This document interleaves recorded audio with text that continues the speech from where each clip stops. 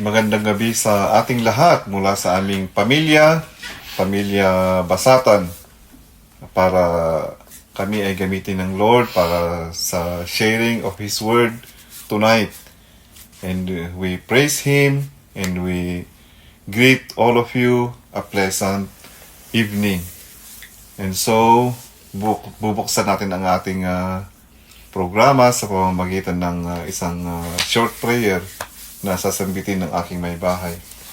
Hallelujah! Salamat po, Panginoon, sa gabing ito muli, Lord, na makapag-share po ng inyong salita, Panginoon. Pangunahan mo pong aking asawa sa kanyang mensahe na pinrepare for tonight. And we thank you, Lord, for your goodness and your faithfulness unto us, to our family, as well as to the Lifeliner families, O God. Yes, At sa lahat Lord. pa po ng mga nakikinig dito, alam po namin na bawat isa ay nakaranas po ng inyong katapatan, tagumpay Yes, O sa God. kanilang mga buhay. Amen, O Lord. Diyos, sa gabing ito, sa iyo po lahat ng papurit pagsamba. In Jesus' name, Amen.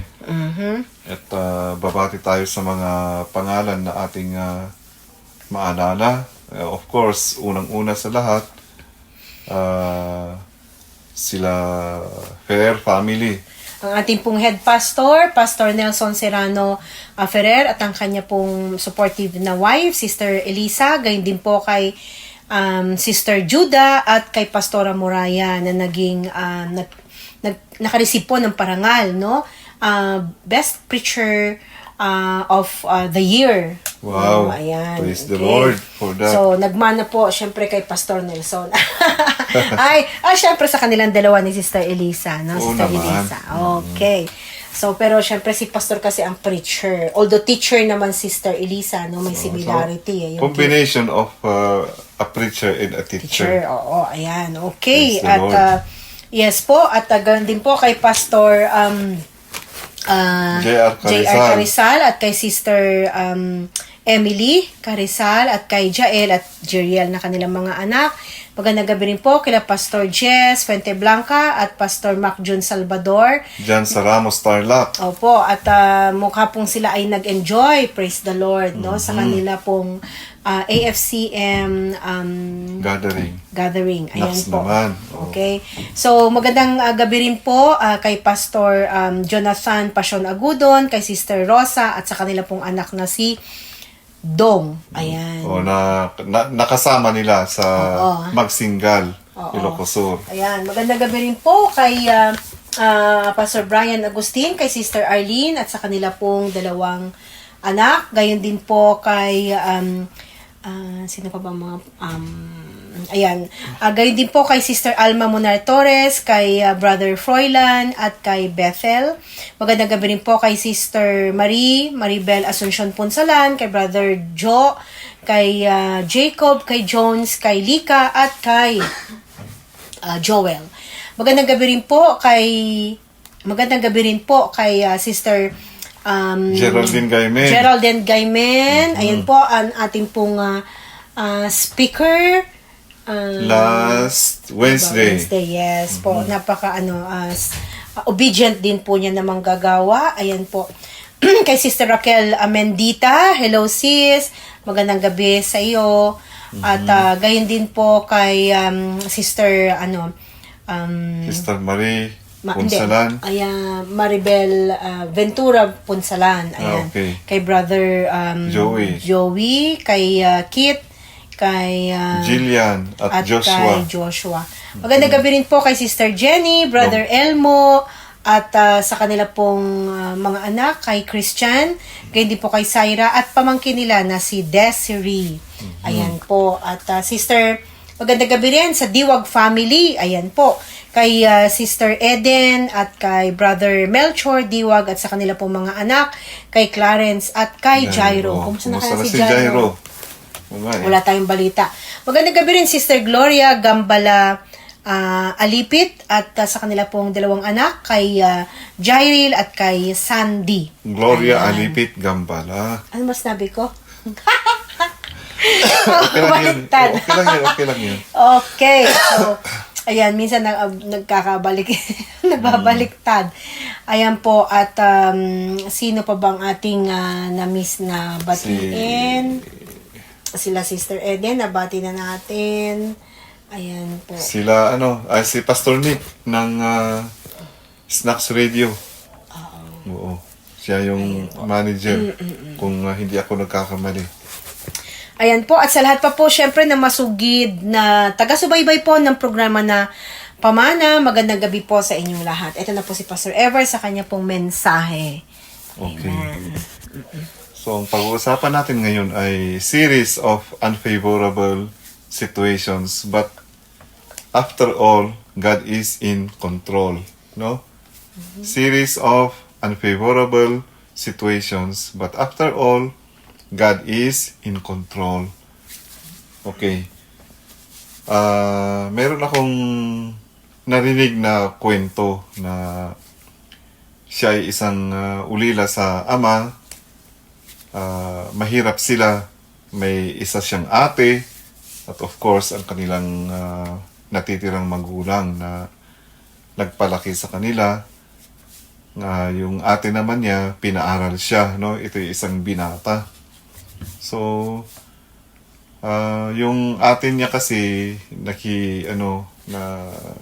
inasawa siya ng isang hindi yata maayos ang hanap buhay pero maraming pera. Pero hindi nga marangal na hanap buhay pero maraming pera. So, yung babae naging practical, sabi niya kahit ganoon ang buhay ko sa piling niya, mapag-aral ko lang ang aking nakababatang kapatid, okay na yun sa akin. So, ganun, binata niya ang buhay na ganun. Napag-aral niya yung kapatid niya, pero siya ay namatay na hindi kaaya-aya kasi foul play yung nangyari. So,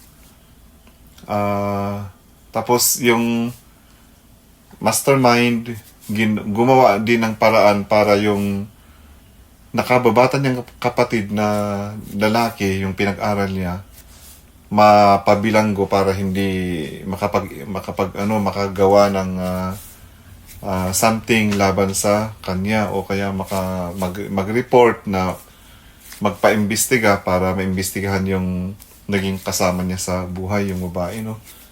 So in short, nabilanggo sa Muntinlupa yung lalaki sa Bilibid prison, no? For 10 years na nagsuffer siya, pero naging mabait kasi may nag-share sa kanya na may alam sa Word of God. So kinomfort niya ng kinomfort yung inosente na nabilanggo. And then, nakatanggap ng parol. So, after 10 years, napalaya din siya. At nakilala din niya yung kapatid ng tao na nag-share sa kanya, nag-encourage na huwag siyang mawala ng pag-asa at magtiwala lang sa Diyos. Nakilala niya yung dalaga na kapatid noon.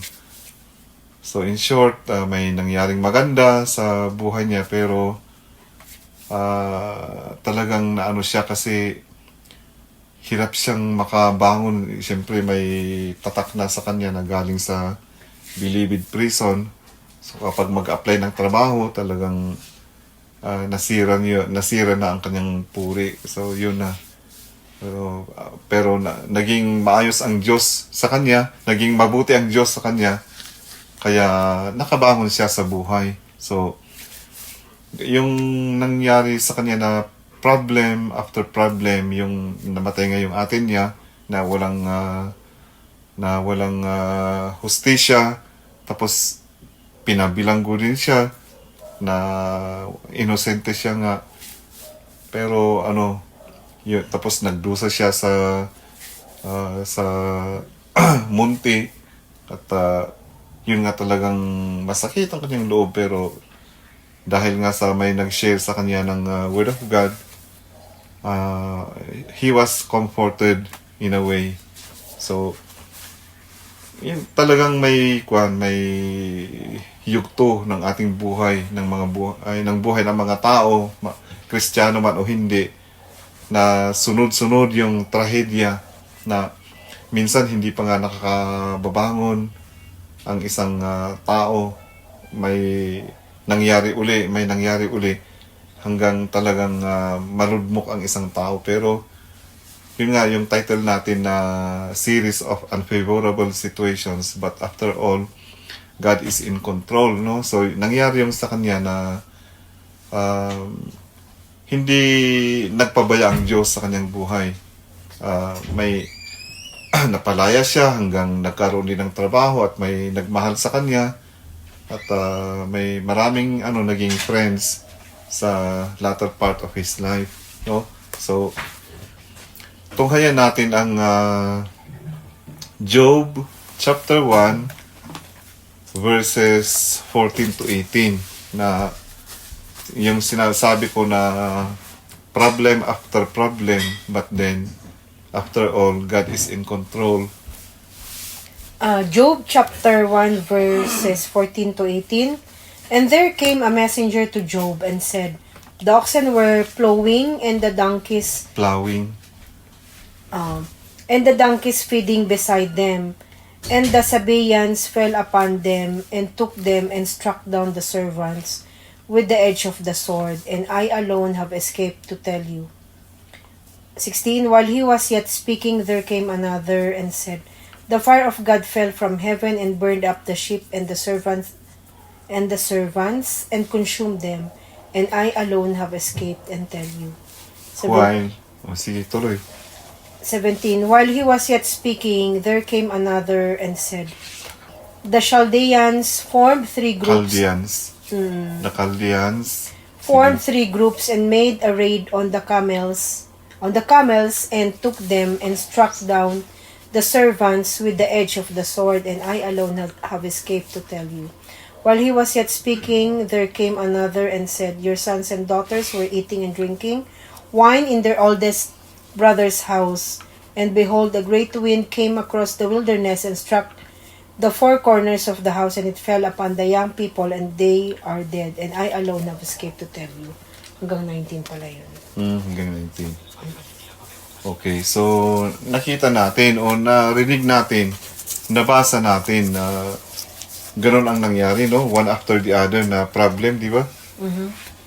Nagsasalita yung una, sumunod yung pangalawa na hindi pa nga tapos yung sinasabi ng una. Ano na yun, yung talagang very high emotion, yung sumusunod na talagang gusto niyang agad sabihin kay Job, mag-report agad na ganito ang nangyari. Tapos, hindi pa tapos yung pangalawa, nagsalita na yung pangatlo. Ganon din yung pang-apat, no? Hindi pa tapos yung pangatlo, nagsalita na kailangan malaman agad ni boss ang nangyari. So, yung mga anak po ninyo na nagpipista sa bahay ng kanilang pinakakuya, nawala na sila kasi may malakas na squall, yung malakas na hangin na humampas sa bahay. At yun, nadaganan yung magkakapatid na 10, no? So, ano bang mararamdaman ng isang mananampalataya o isang tao na ganon, sunod-sunod na trahedya? Anong meron ka bang may share doon, may dear? Unimaginable pain yun, syempre. Oh, unimaginable pain. At anong maaaring reaksyon ng isang tao na pinangyarihan ng ganon? Ano ang reaksyon? Oo, ano mararamdaman? Syempre, loss yun, kaya painful yun. Undescribable, pain yun. Hindi talaga, hindi madaling malampasan, no? Tsaka hindi mo yun. Tsaka yun nga, sunod-sunod eh. parang sa isang araw, sa isang iglap, nawala lahat ang pinagpaguran at hindi lang yung pinagpaguran, buhay pa ng kanyang mga anak. So, mabigat talaga sa isang sa kalooban ng isang tao yung ganon, no? So, series of unfavorable situations, but after all, God is in control nga sinasabi natin. Kasi si Job, na-hold pa rin naman niya kanyang emosyon, no? Kung pwede mong tunghayan sa kanina yung tuloy niya, yung after 19. Sorry, my dear, hindi ko na-inform. Then Job arose and tore his robe and shaved his head and fell on the ground and worshipped. And he said, "Naked I came from my mother's womb, and naked shall I return. The Lord gave, and the Lord has taken away. Blessed be the name of the Lord." So, sinabi pa niya na, no? Blessed be the name of the Lord. So, yung description natin kanina na very painful at undescribable na feelings, yung painful talaga. Siyempre, tao naman si Job eh. Kapareho din natin na masasaktan. So, ang comment sa akin ay naramdaman niya na shock siya sa mga pangyayari, pero nanaig pa rin yung relationship niya, yung matibay na relationship niya with God.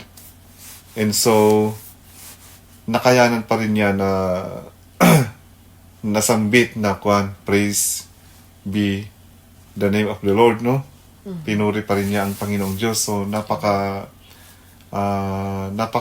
talaga kakaibang reaksyon ng isang tao yung nangyari kay Job. So pwede ring ganoon din si Habakuk nung yung isang paborito mo na passage lagi mong sinasambit noon pa nung dalaga ka pa, narinig ko na yung Habakuk na nire-recite mo noon na though mga ganoon though the fig trees will not blossom, or the fruit trees will not give fruits, or the stable will not yield cows, mga ganoon ba? Kung mabangkrut man ang buhay, mabangkrut man ang negosyo, still sinabi ni Habakuk na na praise the Lord, kakanta pa rin sila kasi Basahin natin para kompleto. ang pagka ko sa buhay ni Habakuk, isa siyang matindi na mga awit. Sa Habakkuk chapter 3 verse 17, "Though the fig tree should not blossom, nor fruit be on the vines, the produce of the olive fail, and the fields yield no food. The flock be cut off from the fold, and there be no herd in the stalls. Yet I will rejoice in the Lord, I will take joy in the God of my salvation. God the Lord is my strength. He makes my feet like the deer's. He makes my tread on my high places." Yun, pala, no? So, yun ang sinabi ni English Standard Version kasi to. Yun ang sinabi ni Prophet Habakuk na maaring nakaranas din ng opposite of what he prayed for, opposite of what he expects. So, yun ang sinabi pa rin niya, no? So, marami din siyang binanggit dyan di ba, na mga situation. Yung hindi mag-yield ang field ng fruits, wala yung mga baka sa kulungan, walang pagkain, yung olive hindi magbubunga, walang olive oil para. So ganun, maraming situation. So series of situations, of unfavorable situations, but after all, God is in control. Kasi sinabi pa rin niya na, anong sinabi niya? Nakalimutan ko na agad. God is my strength. God is my strength. And He makes me rejoice, no? I will rejoice, sabi pa rin ni Habakuk. So, napakaganda na reaction ng isang tao na matapos ang lahat na hindi kaaya-ayang situation, nag-ano pa rin sila, nag-rejoice. Hindi nagbago sa Lord, hindi naging matamlay, hindi naging failure ang kanilang words, no? So,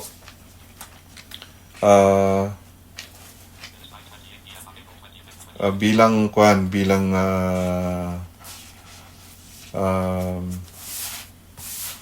isang ano rin, nangarap na siyempre may bless ang mga pamilya, hindi lang kami, lahat tayong sa Lifeline, and we know how things are going, but each one of us prays na lahat i-bless ng Lord, no? So God is in control. Yung pakiwasa mo sa yung tungkol naman kay Jesus na yung mag-capsize ang kanilang boat, pero Matthew 8:27 yata, 25 to 27. Matthew 8:25 to 27. Matthew 8:25 to 27. 25 to 27. And they went and woke him, saying, "Save us, Lord, we are perishing." And he said to them, "Why are you afraid, O you of little faith?" Then he rose and rebuked the winds and the sea, and there was a great calm. And these men marveled, saying, "What sort of man is this, that even winds and the sea obey him?" So, nakontrol niya yung situation na they were about to drown, no? They were about to perish, but Jesus rebuked the wind and the sea, and the waves, strong waves obeyed him. So, si Jesus ang ating kakapitan sa mga pagkakataon na tayo ay nakakaranas ng unfavorable situation, and then He takes control of each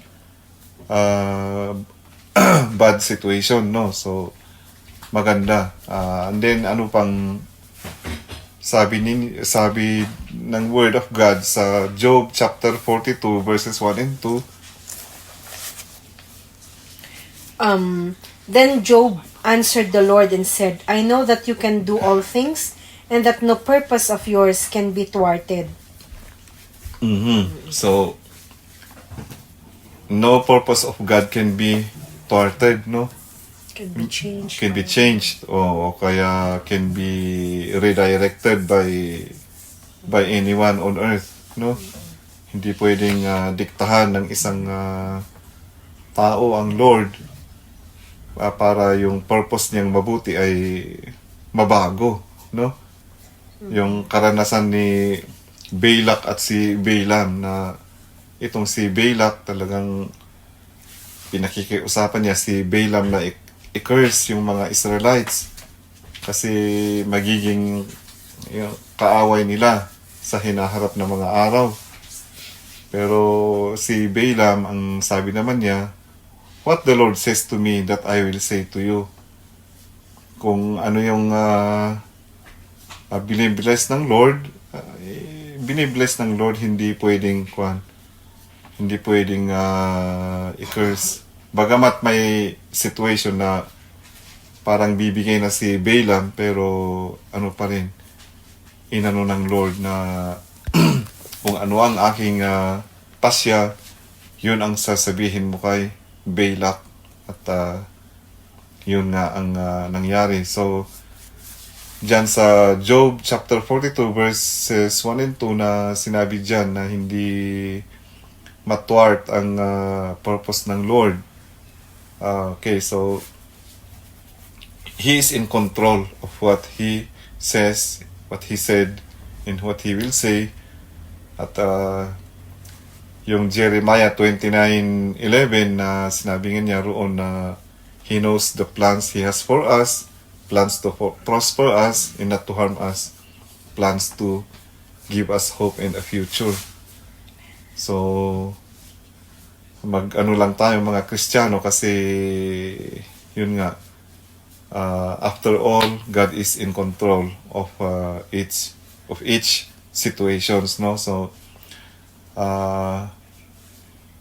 sigurado na nakaranas din ang mga Kristiyano ng sunod-sunod na unfavorable situations, pero after all, God is in control. So I think mayroon ka bang gustong idagdag?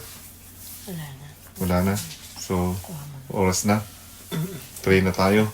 Thank you, Lord, for having us the time to share your word. Bless this program during Tuesdays, Thursdays, and Saturday, and all the programs of the Lord Jesus Christ, Lifeline Church, Pamilya ng Panginoon, headed by our head pastor, Daloy Buhay, during Thursdays and Sundays, and Holy Ghost and Word Power during Saturdays, Lord, and of course our praise and worship service during Sundays, as headed by our head pastor, Father God, and who maybe he will assign to take his place or to preach some other time, Lord God. Thank you, Lord. Thank you, Lord. Praise your name, Jesus, and all these things in your name we pray. Amen.